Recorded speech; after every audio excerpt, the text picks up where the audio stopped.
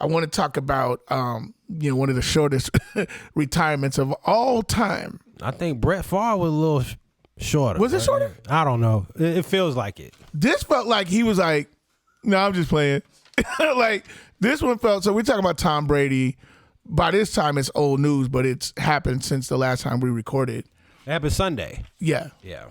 But in the 24-hour sports news cycle, it's almost like an old story now. Sure. But he's back, saying he's with Tampa.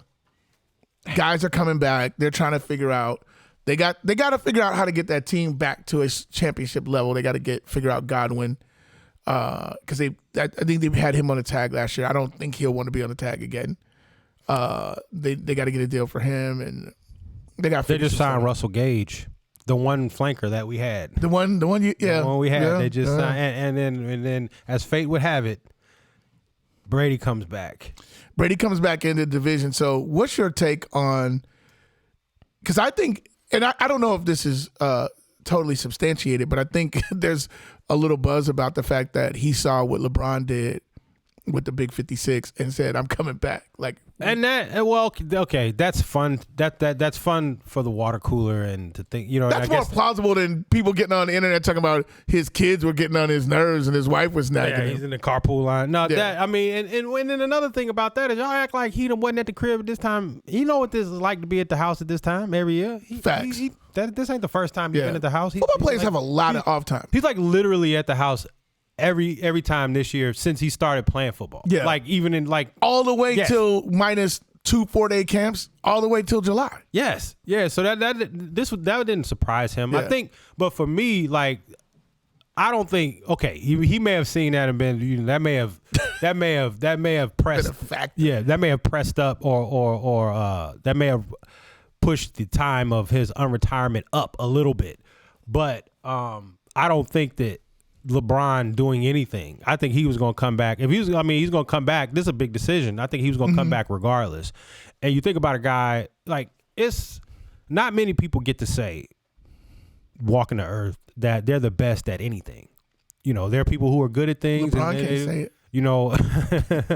Not to ever do it.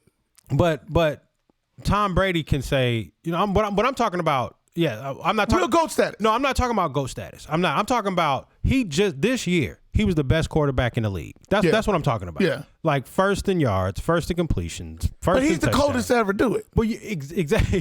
He's literally could change his name to the coldest. But even if he didn't do any of that last year, he would be the greatest. But what I'm saying is he was the best in the league last year. So you're the best quarterback right now playing in the league, better than Pat Mahomes, better than Matthew Stafford, better than, statistically speaking. Yeah. And he threw for like 5,000 yards? He threw for 5,316 yards. Yeah. And I'm not quite sure how Aaron Rodgers won the MVP, but go ahead. And the next closest was 300 yards behind him. Yeah. Like a whole football game. A whole football game. A whole game. Yeah. So I think a few things happened. This is me. I think that, I do believe that he thought about it for a second, and you think about, you want to go out on top, but man, I mean, you're still the best. You came like basically a Hail Mary, the Cooper Cup away. That was not a Hail Mary. Are you playing with me, right? Yeah. Oh, okay. A Hail Mary throw, but I mean, they should have won that game. Yeah. That was a bad defensive call. Sure. Well, and then how do you let the best receiver in the league, that's the one guy you can't let get deep. You can let anybody else get deep. I said this a few episodes ago. You bracket coverage him. They blitzed his man and left him man up on a safety. And Staff, with the game on the line. Staff, the way that, he's been playing his whole career, sees the mismatch and dumps it down. I mean, if you got Mitch Trubisky, you can do that because Mitch can't get him the ball.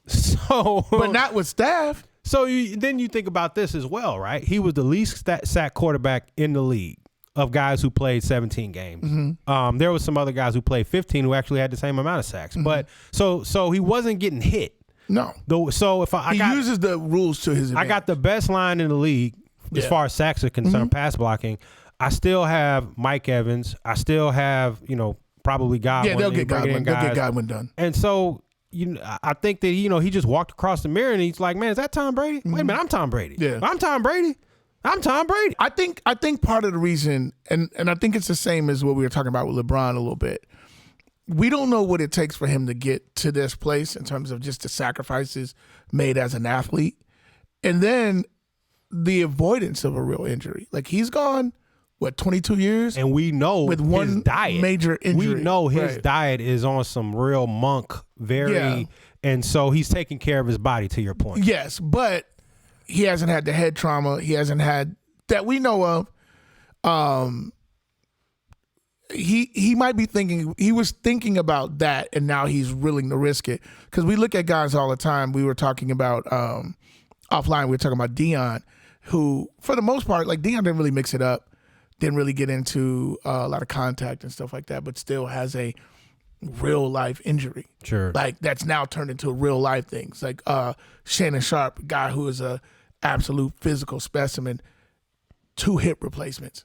You know what I mean? So there is a price that, as fans, we watch these guys play, and they are modern day gladiators, and we sometimes don't understand and respect what they have to go through to get out there and play and to entertain us, because they're entertaining us with their bodies, and they're getting compensated well, but not as well as baseball players, and not as well as basketball players, and not as well as golfers and certain elite tennis players. Like, they are working in a different way for that money. So I hope, I've never been a Patriot fan or a big Tom Brady fan for that matter, because he went to Michigan and I'm a Notre Dame guy. But I want him to be able to write the end of his story, because he is the greatest to ever do it in the NFL as a quarterback. And I want him to be able to write the story as he sees fit. And he's earned that. So if he wants to retire and come back 15, 20 times, he has earned the right to create his own exit exactly how it is, no matter how clunky and wonky it might look to people on the outside. Bill Belichick is, in his, I believe it's 7 seasons without Tom Brady, has won 47% of his games. And there you have it. Bad boy. I ain't come for games. Say it to my face. Say it to my face. I ain't come for games. Say it to my face. Say it to my face.